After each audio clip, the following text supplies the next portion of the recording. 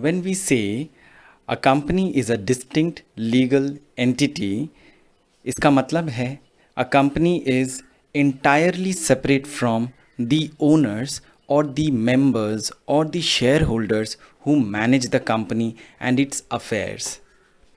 So it means the company and the shareholders or the members are separate entities. So, as an outsider, if someone wishes to see who is responsible for their activities inside the company, then the outsider will not be able to see it. इसका मतलब है कि बाहर का कोई भी आदमी, कोई भी पर्सन, कोई भी कंपनी, कोई भी एंटिटी कभी भी एक कंपनी के अंदर झांक के नहीं दे सकता कि कौन सा पर्सन किस काम के लिए रिस्पॉन्सिबल है। एक तरह का पर्दा छाया हुआ रहता है बाहर वालों का और कंपनी के बीच में।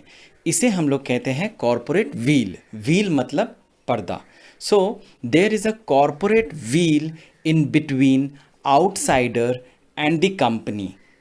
Company or the corporate wheel protects all the members or shareholders or individuals who are responsible for different activities inside the company. This corporate wheel protects the shareholders from the debts and other obligations, right?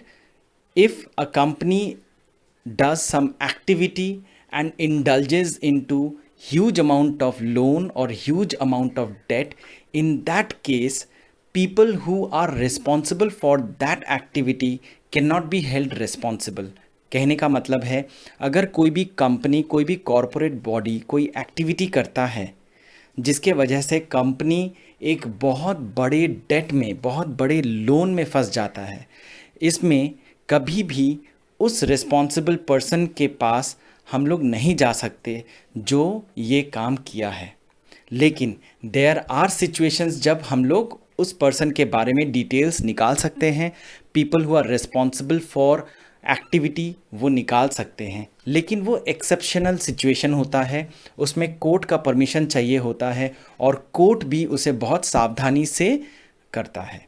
वो जो पर्दा है, वो जो corporate wheel है, company wheel है, ये हमेशा कंपनी और आउटसाइडर या फिर कोई भी लीगल एंटिटी के बीच में रहता है, जिससे कंपनी के अंदर में कोई भी नहीं जा सकता, कोई भी नहीं देख सकता। इन अदर वर्ड्स, किसी दूसरे शब्दों में अगर हम लोग इसे देखें, corporate wheel is the idea that a company's managers or shareholders are not legally responsible for the actions of the company. Shareholders may hide behind the corporate wheel, assured that their liability does not extend beyond the value of their shares. इसका मतलब ये है कि share holders या जो भी responsible people है जो कंपनी के इम्पॉर्टेंट एक्टिविटीज़ को करते हैं, वो इस पर्दे के पीछे छिप के कर सकते हैं। ठीक है, तो वो किसी भी तरह से लीगली लायबल नहीं है कंपनी का कोई भी डेट के लिए।